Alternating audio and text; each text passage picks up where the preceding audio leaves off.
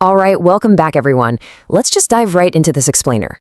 Today, we're unpacking literally the ultimate global symbol of secrecy and conspiracy, Area 51. Picture this for a second. You're right in the middle of the Nevada desert, surrounded by miles and miles of absolute nothingness. And right there sits a highly restricted facility. No public entry, no regular tourists, and historically, zero official acknowledgement from the US government. So we really got to ask the big question. Is Area 51 actually hiding aliens, or is it hiding something far more grounded and maybe, just maybe, a whole lot darker?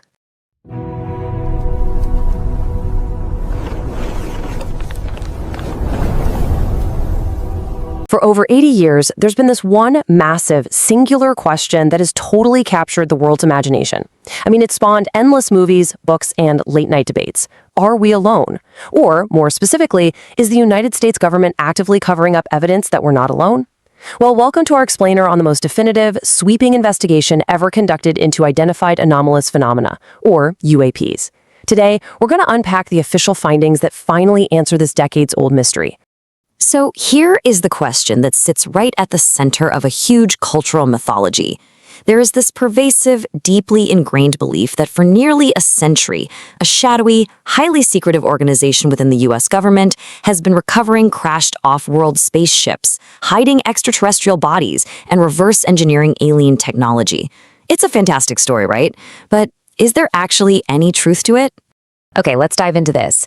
To find out what's really going on, we're looking directly at the 2024 Historical Record Report produced by AARO. That stands for the All-Domain Anomaly Resolution Office, which operates right under the Department of Defense. Congress actually tasked this organization to conduct a rigorous, impartial scientific review of literally all U.S. government involvement with UAPs dating all the way back to 1945. They interviewed dozens of people, dug through mountains of classified and unclassified archives, and even tested physical materials. But hey, before we go any further, we need to set a few ground rules for this investigation. Right off the bat, we have to impartially separate the signal from the noise here. So if something is backed up by actual historical records, we're calling it a documented fact.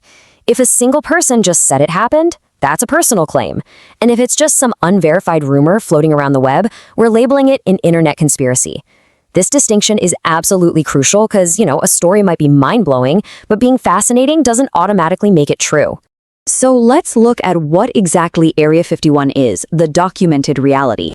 It turns out the verified story of Area 51 doesn't actually kick off with little green men at all. It starts with Cold War aviation at Groom Lake. Let's look back at the 1950s. The US and the Soviet Union are locked in this intense Cold War. Tensions are absolutely peaking, and the US desperately needs intelligence. The problem? Normal planes were way too easy for enemy air defenses to spot. They needed something that could fly so incredibly high it was practically untouchable. So, in 1955, they picked the ultra-isolated Groom Lake, which we now know as Area 51, to start testing the U-2 spy plane, completely hidden from prying eyes. And this actually leads us to a really fascinating historical fact. You have to keep in mind, this is the 1950s, right? No internet, no smartphones, definitely no satellite imagery. The general public literally had no clue that human-made aircraft could even fly that high. So imagine ordinary folks suddenly spotting this weird, gleaming aircraft miles up in the sky. What else were they going to think? In fact, according to the CIA's own historical records, early UFO sightings in the 50s and 60s were directly linked to the classified U-2 spy plane. People were seeing something real. They just completely underestimated what human engineering was capable of at the time. Section 2. No evidence of extraterrestrials. So after reviewing thousands of classified and unclassified records and investigating over 24 historic programs, AARO delivered a definitive verdict. Let me read this directly from their executive summary for you. AARO found no evidence that any USG investigation, academic-sponsored research, or official review panel has confirmed that any sighting of a UAP represented extraterrestrial technology. Think about that. Every single official investigation across all levels of classification concluded that most sightings were just ordinary objects, natural weather phenomena, or observer misidentifications. Absolutely none of them, zero, found evidence of off-world craft. Section 3. Investigating the whistleblower claims. Now, if the official answer is a hard no on aliens, where on earth are all these rumors coming from? Well, this is where the explainer becomes a bit of a detective story, because AARO didn't just look at old files. They tracked down the specific claims of whistleblowers who insisted they knew about hidden reverse engineering programs. For example, there was this one major claim about a private organization possessing a metallic sample from a crashed alien spacecraft from the 40s or 50s. They claimed this material acted as a waveguide and even had anti-gravity properties. So AARO actually went out and acquired this sample. They tested it alongside a leading science lab and the US Army. The reality? It was just an ordinary, manufactured terrestrial alloy, mostly made up of magnesium, zinc, and bismuth. It had absolutely zero exceptional or off-world qualities. Case closed on that one.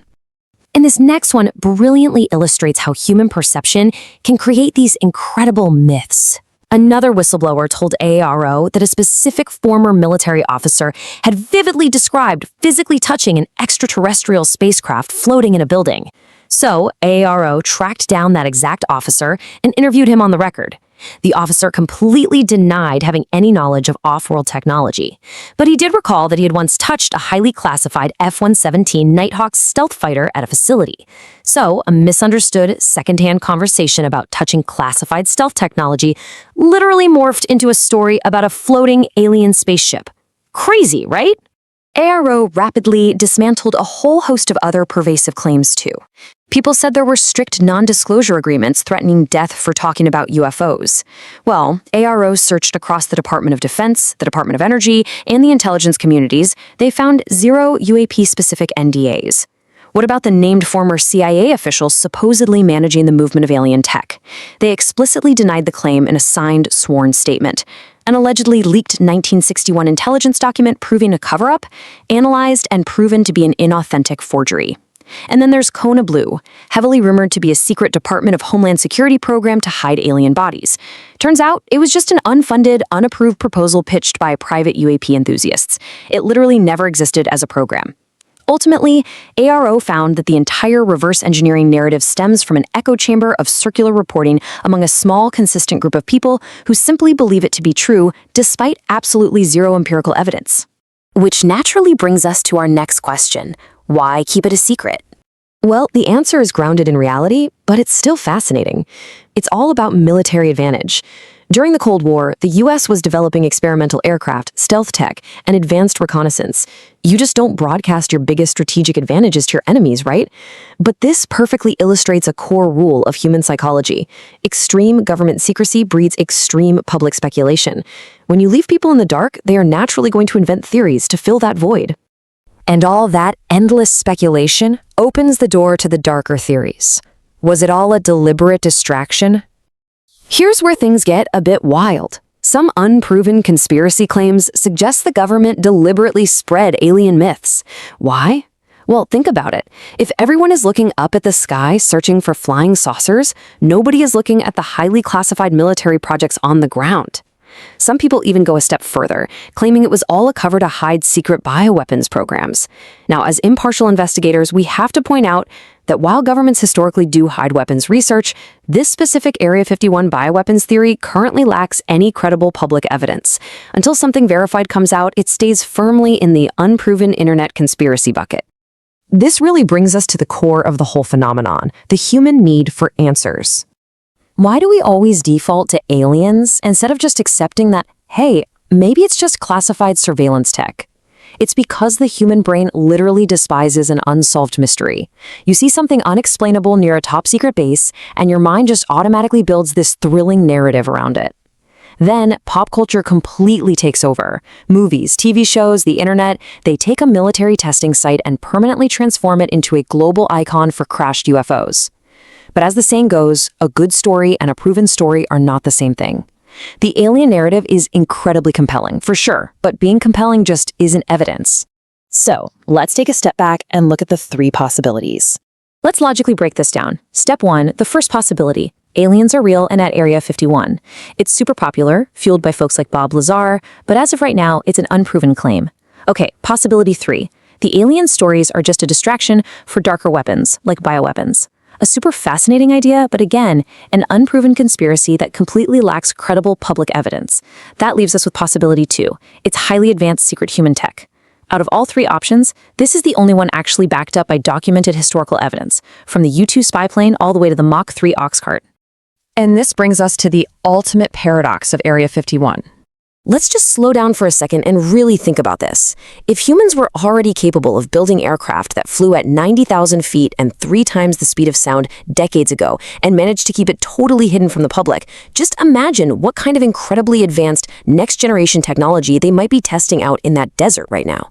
Unmanned systems, wild new propulsion tech, we really just don't know. The truth is, Area 51 reveals more about human curiosity than it does about extraterrestrials. When we're faced with a big blank space of classified information, our imaginations will always fill it with science fiction. Which leaves us here at the end of this explainer. Maybe someday a classified document gets declassified, or a retired engineer steps forward with proof. Or maybe the veil of secrecy just remains there forever. Our job here isn't to declare a theory as absolute truth without evidence. It's to ask the hard questions, lay out the facts, and empower you to decide. Alien technology, secret military projects, or a classified distraction. Based on the evidence we've just unpacked, what do you believe is the real secret of Area 51? Remember, every mystery has a story, but not every story necessarily has the truth. Keep questioning everything, and I'll see you on the next one.